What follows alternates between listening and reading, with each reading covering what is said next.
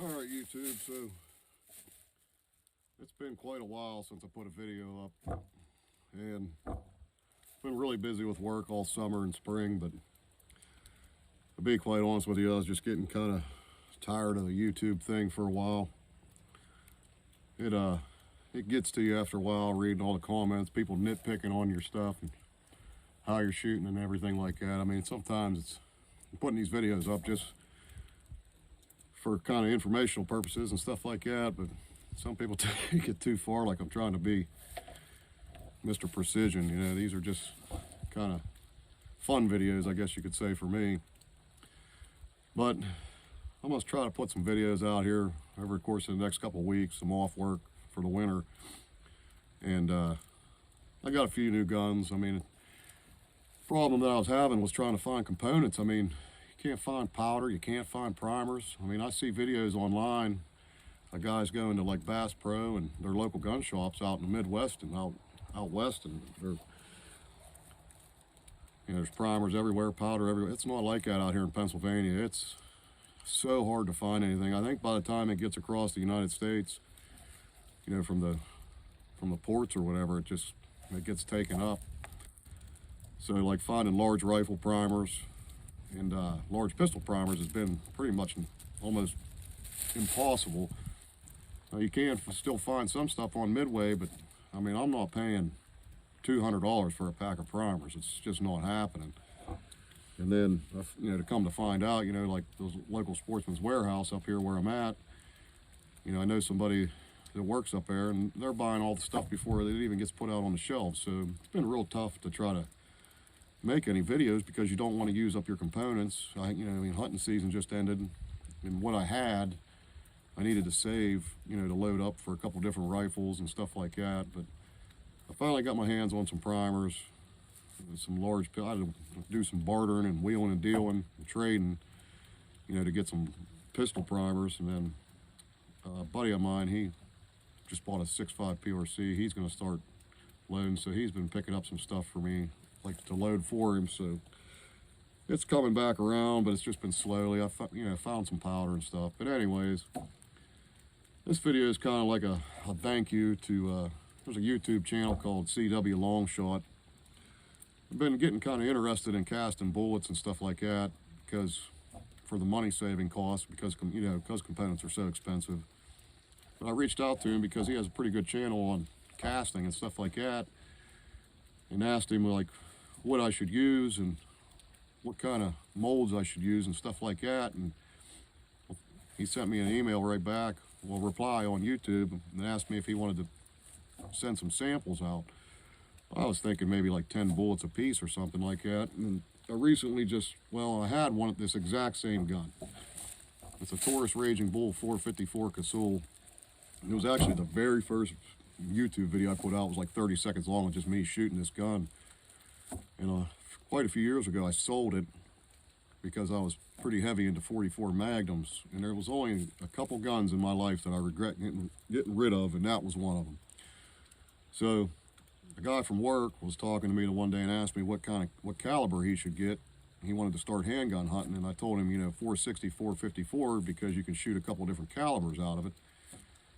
And I just so happened to look on a local gun shop's website where I live at, and they had this exact same gun that I had before.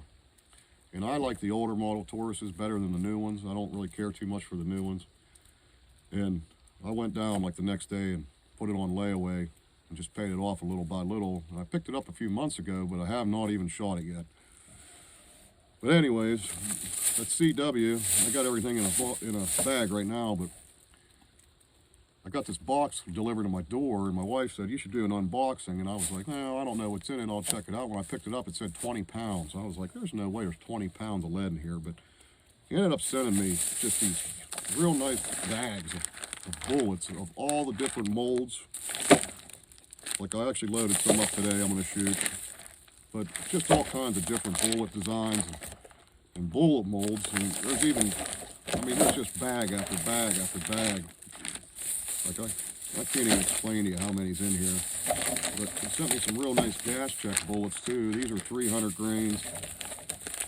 And I think these are 300s too.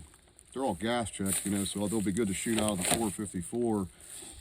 But basically, while I was making this video, is just kind of like an update for the channel. I just wanted to say thanks to him for sending these out, because when my dad passed away earlier in the year, I got a bunch of handles and molds, and basically like a miniature starting kit for casting.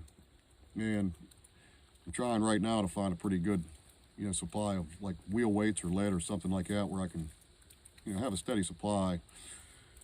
And then I'm going to start casting some of my own bullets. It'll just be a lot more cost effective than trying to buy 454 bullets and stuff like that, because bullets right now are kind of really high too, depending on where you get them from.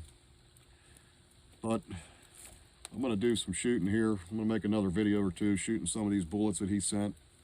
And then I got some other loads made up. But it was just kind of like a channel update, and a thank you to him.